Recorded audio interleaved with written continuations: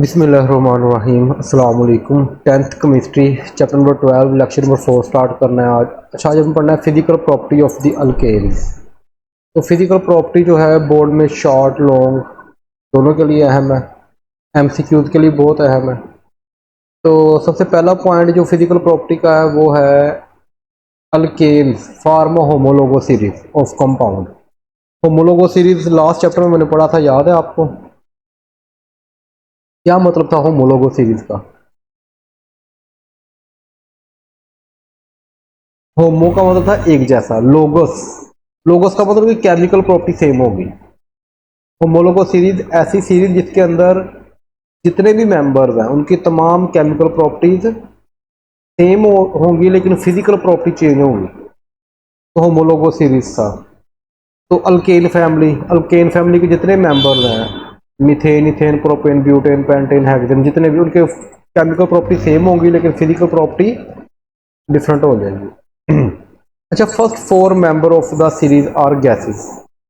पहले जो चार मेंबर्स हैं वो आपकी गैसेस हैं। लेट चले, ये आप देख रहे हो चार मेंबर। पहले फर्स्ट फोर मेंबर्स का मतलब होता है पहले four member, methane ethane propane और ब्यूटेन, ये फर्स्ट हमारे फोर मेंबर्स हैं। ऐसा ही है, कहता है ये जो मेंबर्स होंगे ये हमारी होंगी गैसेस। और नेक्स्ट जो मेंबर्स हैं 5 से लेकर 10 तक वो हमारे होंगे लिक्विड्स। और इससे जो ऑनवर्ड है 11 से लेके ऑनवर्ड जितने आई थिंक सो, पता नहीं 5 से लेके 12 तक हैं, वो आगे अभी पढ़ लेंगे बुक में जो लिखा हुआ है।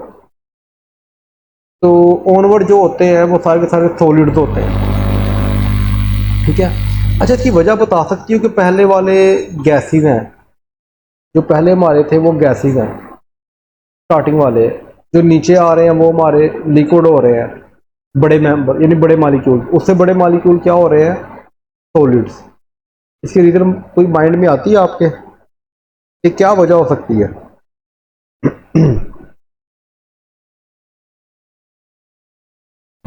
अगर आप गौर करो तो मीथेन का मॉलिक्यूलर फार्मूला क्या है? CH4। तो मॉलिक्यूलर फार्मूला यानी कि उसका जो मास है बहुत कम है, वो इजीली अवेपोरेट हो सकता है।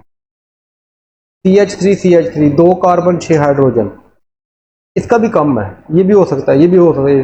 लेकिन जैसे हम जाते हैं 5 के ऊपर तो देखो 5 कार्बन है और 12 हाइड्रोजन है, तो ये थोड़ा सा बाकी ऊपर वालों से थोड़ा सा लेंथी हो गया, थोड़ा सा मास ज्यादा हो गया, मॉलिक्यूलर मास।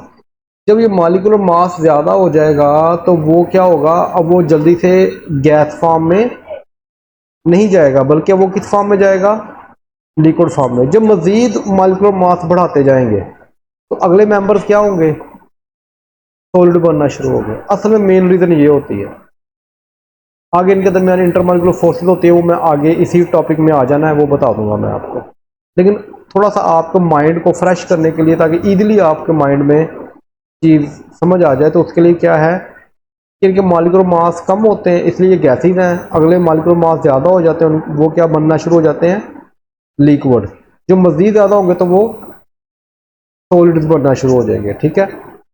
तो पहले हमारे फोर मेंबर्स क्या है? गैसेज हैं। 5 से लेकर 10 तक क्या है? लिक्विड, यानी कि पेंटेन हेक्सेन हेप्टेन इस तरह।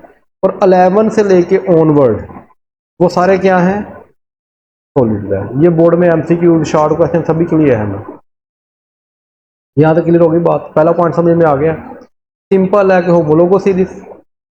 दूसरे नंबर पे कि फर्स्ट फोर मेंबर्स गैसेज है, 5 से 10 तक लिक्विड है और 11 से ऑनवर्ड सॉलिड है। सेकंड पॉइंट देखते हैं फिजिकल प्रॉपर्टी ऑफ अल्केन का। अच्छा, इसके अंदर they are non polar. Non polar का मतलब पता है?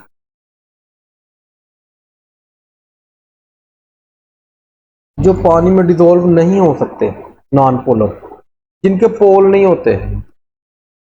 अगर इसका दोबारा कॉन्सेप्ट लेना है तो वो 9th केमिस्ट्री चैप्टर नंबर 4 के अंदर पोलर और नॉन पोलर वो डिटेल समझाया मैंने, वो आप देख लेना। तो पेट्रोल है, पेट्रोल नॉन पोलर है। लकड़ी है नॉन पोलर है, क्योंकि इनकी इलेक्ट्रोनेगेटिव डिफरेंस बहुत कम होता है, वो मैंने रीजनिंग बताई हुई है उधर। तो याद रखना ये सारे के सारे मोस्टली जो अल्केन है ये नॉन पोलर है। इनकी पोलैरिटी नहीं होती। तो जो नॉन पोलर होंगे, कभी भी पानी जो होता है वो होता है पोलर, तो नॉन पोलर कभी भी पानी में डिजोल्व नहीं होगा, वो हमेशा नॉन पोलर में ही हल होगा। बेंजीन हो गया, टेट्राक्लोराइड हो गया, नेफ्थलीन हो गया, उसके अंदर हल होगा।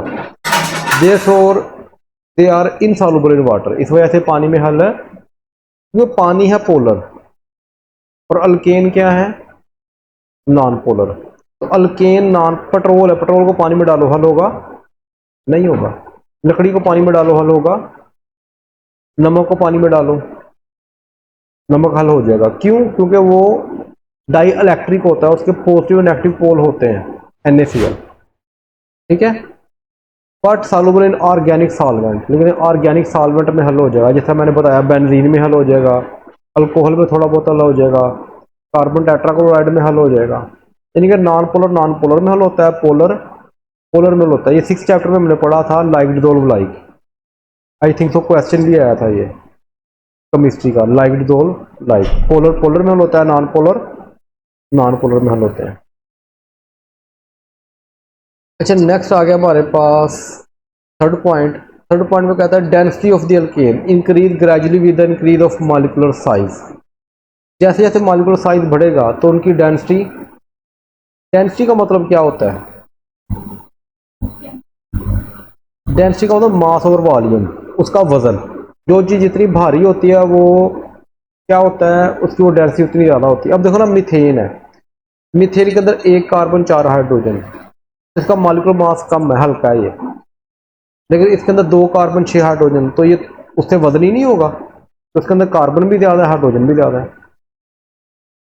अब देखो नीचे की जानिब इनका मॉलिक्यूलर मास बढ़ता जा रहा है, तो इनकी डेंसिटी भी, तो डेंसिटी ज़्यादा होने की वजह से, अब देखो ना, ये वही बात आ गई। पहले 4 मेंबर्स हमारे गैस से, क्यों गैस से? क्योंकि उनकी डेंसिटी कम थी, वो उड़ सकते थे। अगले मेंबर लिक्विड है, क्यों लिक्विड है? क्योंकि उनकी डेंसिटी ऊपर वालों से ज्यादा है, इसलिए वो उड़ नहीं सकते, इसलिए वो लिक्विड बन गए। इससे जो अगले मेंबर्स होंगे जिनका मॉलिक्यूलर मास और ज्यादा होगा, C11 C12, तो क्या होगा, उनकी डेंसिटी इनसे भी ज्यादा हो जाएगी, क्योंकि उनका मॉलिक्यूलर मास इनसे भी ज्यादा हो जाएगा। समझ तो नहीं आ रही बात? डेंसिटी का इजी वर्ड्स में कि भारी, जिसका मॉलिक्यूलर मास ज्यादा होगा वो भारी होगा बस। तो जिसके कार्बन ज्यादा है उसका मॉलिक्यूलर मास ज्यादा है, उसकी डेंसिटी ज्यादा है। इजी पॉइंट है, वो इतना मुश्किल नहीं है। अच्छा, नेक्स्ट आ गया जी हमारे पास melting and boiling point of the alkane increase.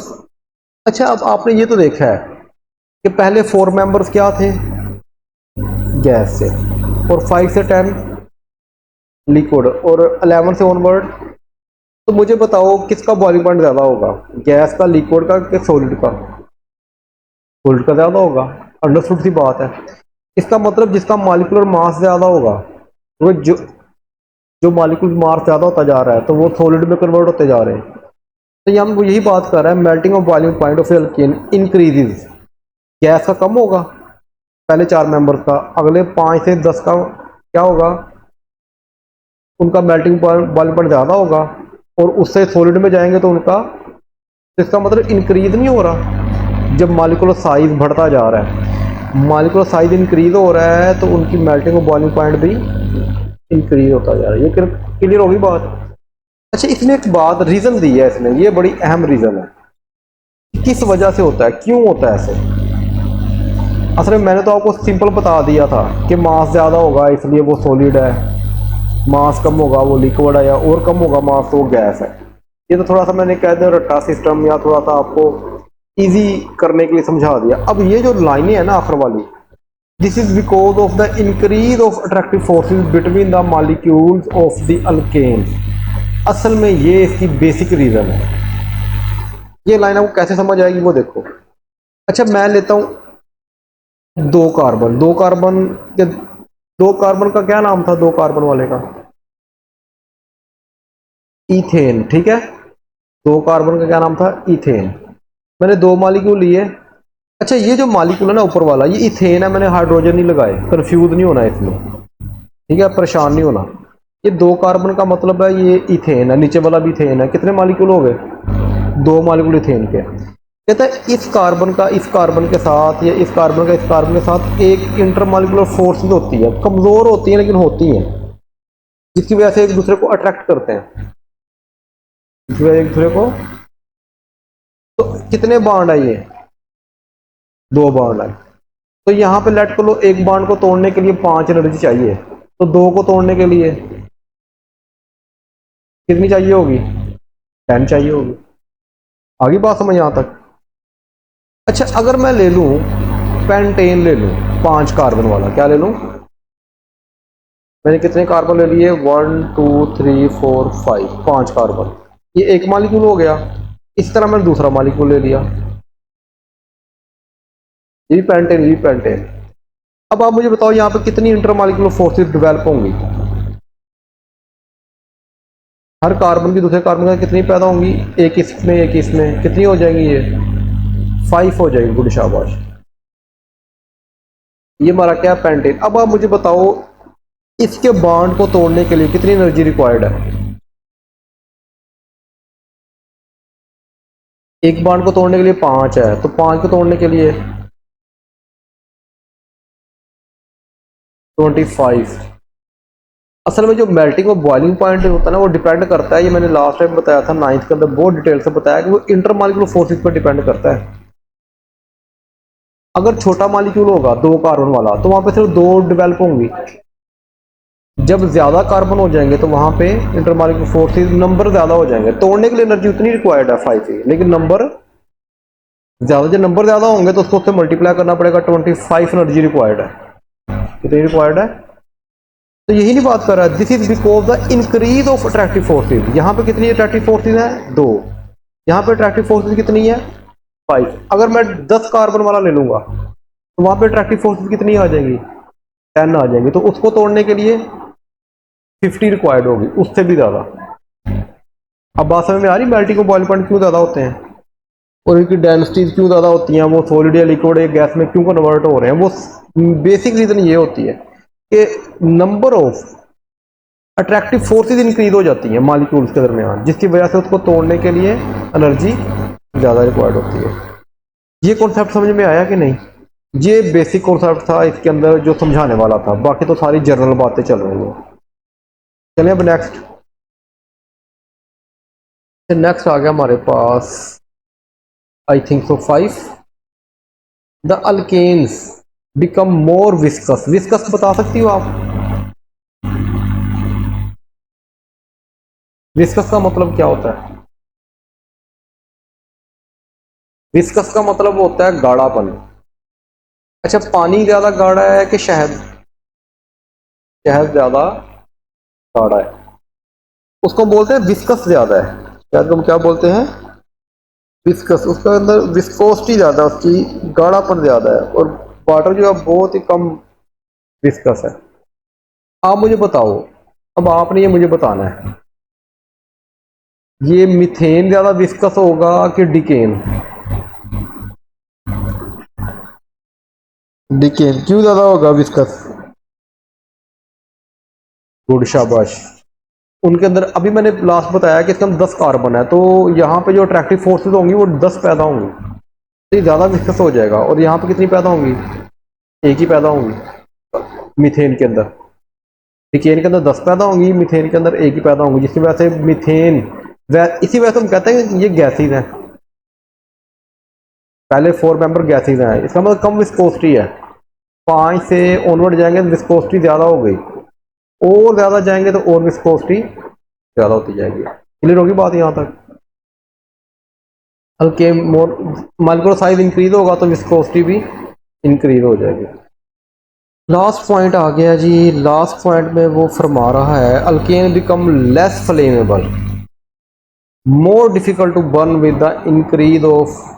इसके अंदर 2 बातें हैं। लेस फ्लेमेबल का मतलब क्या होता है? फ्लेमेबल का मतलब क्या होता है?